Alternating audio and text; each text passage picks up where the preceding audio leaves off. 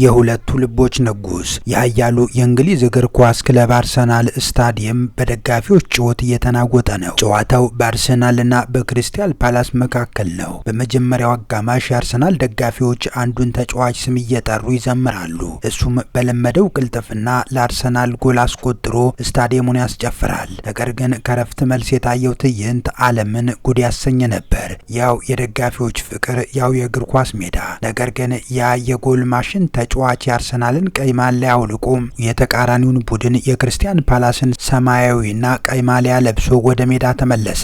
በስህተት አይደለም፣ ሆን ተብሎ በገዛ ክለቡ ላይ ጎል ሊያስቆጥር የገዛ ደጋፊዎችን ሊያስከፋ ሳይሆን በሁለት ተቃራኒ ጎራዎች መካከል ያለውን ጥልቅ ፍቅር ድልድይ ሊያሳይ በአንድ ጨዋታ በ90 ደቂቃ ውስጥ ለሁለቱም ተቀናቃኝ ክለቦች የተጫወተውና ለሁለቱም ጎል ያስቆጠረው ይሄ እንቁ ተጫዋች ማን ነው? ይህ ታሪካዊ ክስተት እንዴት ሊሆን ቻለ? ዛሬ በእግር ኳስ ታሪክ ውስጥ የማይደገመውንና ስሜት የሚኮረኩረውን የኢያን ራይትን እጅግ አስገራሚ ታሪክ ይዘንላችሁ ቀርበናል። እስከ ፍጻሜው አብራችሁን ቆዩ። ከመጀመራችን በፊት ግን ለቻናላችን አዲስ የሆናችሁ ሰብስክራይብ በማድረግ የቤተሰብ አባል ሁኑ።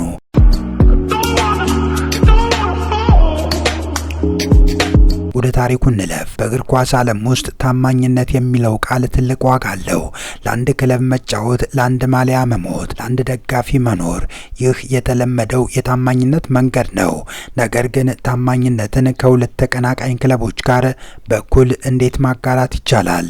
በአንድ ስቴዲየም ውስጥ የሚገኙ 38,000 ደጋፊዎች በአንድ ድምፅ የአንድን ሰው ስም ሲጠሩ፣ ያ ሰው ግን የሁለቱንም ክለቦች ማሊያ ለብሶ ሜዳው ላይ ሲቆም አስቡት።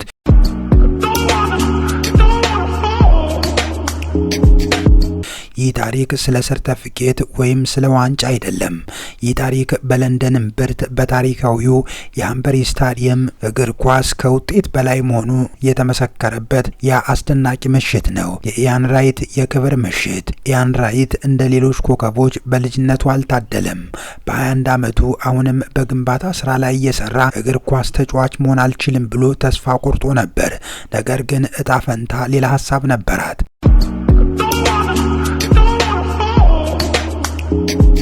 በደቡብ ለንደኑ ክለብ ክሪስታል ፓላስ አይን ውስጥ ሲገባ ህይወቱ በሰከንድ ውስጥ ተቀየረ። በፓላስ ቤት ራይት ዝም ብሎ ተጫዋች አልነበረም፣ እርሱ መብረቅ ነበር።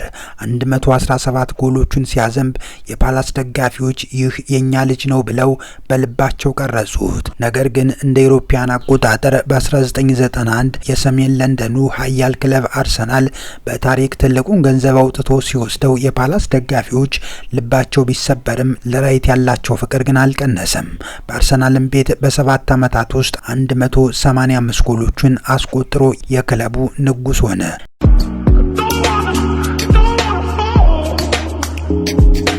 እንደ አውሮፓውያን አቆጣጠር ግንቦት ወር 1997 ዓመተ ምህረት አየሩ ለንደን ውስጥ በጣም ደስ የሚል ነበር። በሃይበሪ ስታዲየም አንድም ክፍት ወንበር አልነበረም። አርሰናል ከክሪስታል ፓላስ በሚያደርገው ጨዋታ፣ ይህ ጨዋታ ለነጥብ አይደለም።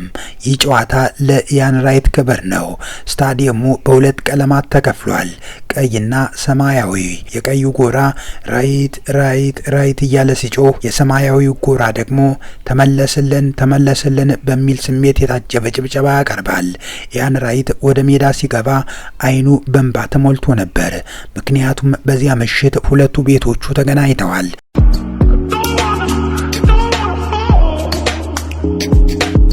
የመጀመሪያው አጋማሽ ተጠናቀቀ።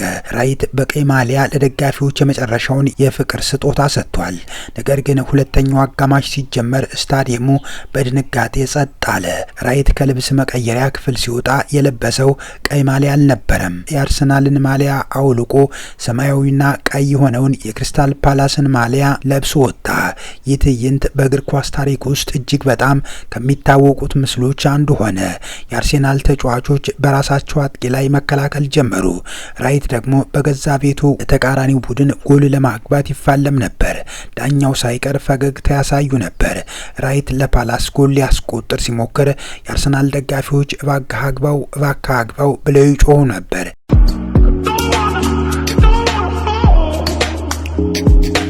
ይህ ነው እንግዲህ የእግር ኳስ ፍቅር ማለት። ጨዋታው ሲያልቅ ውጤቱን ማንም አላስታወሰውም፣ ምክንያቱም ያሸነፈው እግር ኳስ ነበር። ኢያን ራይት በዚያች ምሽት ለሁለቱም ክለቦች በመጫወት እግር ኳስ ከጥላቻ ይልቅ ፍቅርን፣ ከልዩነት ይልቅ አንድነትን እንደሚፈጥር አሳይቷል። ዛሬም ድረስ በኤምሬትስ ስታዲየም አጥር ላይ ወይም በሲልቨርት ፓርክ ጎዳናዎች ላይ የኢያን ራይትን ስም ብትጠሩ የምታገኙት ምላሽ አንድ ነው፣ ፈገግታ። ራይት በሁለት ልቦች ውስጥ የነገሰ የእግር ኳስ ንጉስ ነው።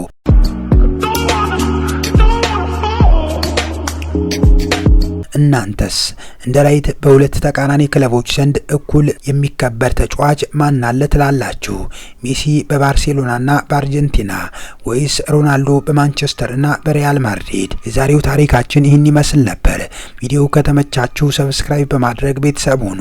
በሚቀጥለው አስገራሚ የእግር ኳስ ታሪክ እስክንገናኝ መልካሙን ሁሉ ተመኘንላችሁ።